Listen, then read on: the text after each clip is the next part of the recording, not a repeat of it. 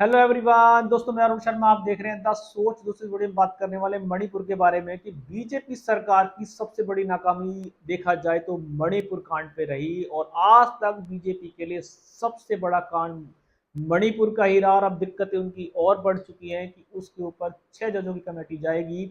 जो बीजेपी कल तक सारे लीपापोती करती थी, कहती सब शांति है, सब कुछ हैंडल कर लिया गया है, पर मणिपुर ने बीजेपी के सारे धागे खोल के रख दिए। और जहां तक कि उनकी वीरेंद्र सिंह ने इस्तीफा दे दिया था, पर बीजेपी की मुश्किलें कम नहीं हुई है।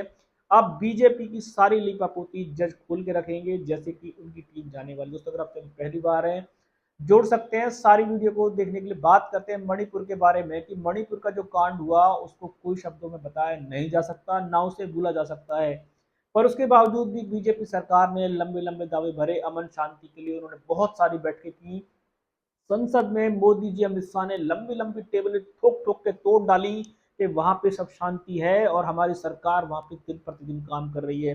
पर एक दिन ऐसा आया कि उनकी सारी पोली खुली। उनके मुख्यमंत्री ने हाथ जोड़ दिए कि मैं असमर्थ हूं और मुझसे मणिपुर नहीं संभल रहा है। और वहां पे सारा दिन दंगाई घूम रहे थे। पर देखा जाए तो वीरेंद्र सिंह से बीजेपी इस्तीफा लेने को तैयार नहीं थी। अमित शाह पीठ दबाते दबाते थक गए, पर मणिपुर के इस्तीफे ने उनकी हालत खराब कर दी। कोर्ट, सुप्रीम कोर्ट में ये मामला पहुंचा और जब उनके धागों की पोल खुलनी शुरू हुई है। जो बीजेपी कल तक अमित शाह लंबे लंबे दावे करते थे कि वहां पे मैंने बैठ के किए, मैं रातों रात रुका हूं, सब अमन शांति है। पर आज क्या हुआ कि वीरेंद्र सिंह ने इस्तीफा दिया, राष्ट्रपति शासन लग गया।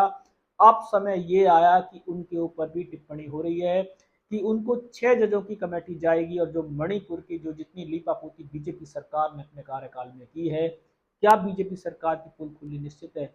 बीजेपी सरकार के जितने भी दावे थे मणिपुर में, आज तक वो कारगर सिद्ध नहीं हुए।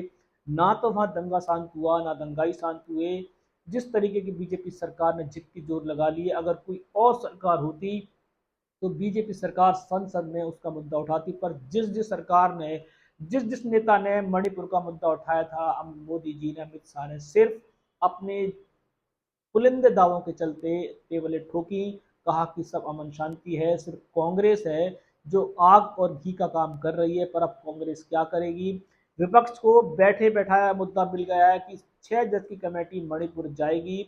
और बीजेपी के जो कार्यकाल में वहां पे लीपापोती हुई है, वो लीपापोती उखड़ उखड़ कर सामने आई है। जज जिसके ऊपर क्या कार्रवाई करेंगे समय बताएगा।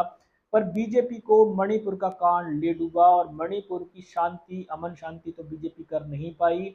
सरकार पूरी तरीके से फेल रही है। भले ही अमित शाह जी लंबे लंबे दावे ठोकें, भले ही मोदी जी टेबल तोड़ दें इसके लिए कि मैंने वहां पे सब शांति की उम्मीद की है, मणिपुर बीजेपी के हाथ से कब खिसक गया बीजेपी शायद मान नहीं पाई। और बीजेपी अपने अंधेरे में जीती रही।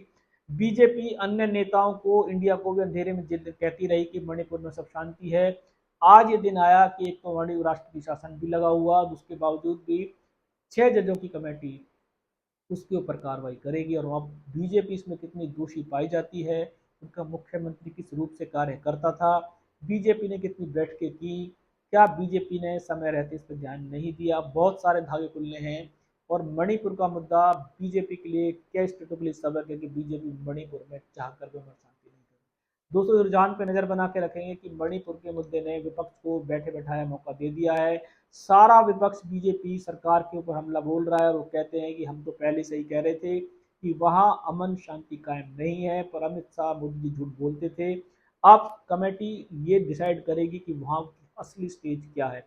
इस रुझान पे सर्टिफिकेशन लेके आएंगे। अगर आप चैनल पर नहीं जुड़े हैं, जोड़ सकते हैं आने वाली सभी। मैं अरुण शर्मा, मिलूंगा नई सोच के साथ। अपना ध्यान रखें। नमस्कार।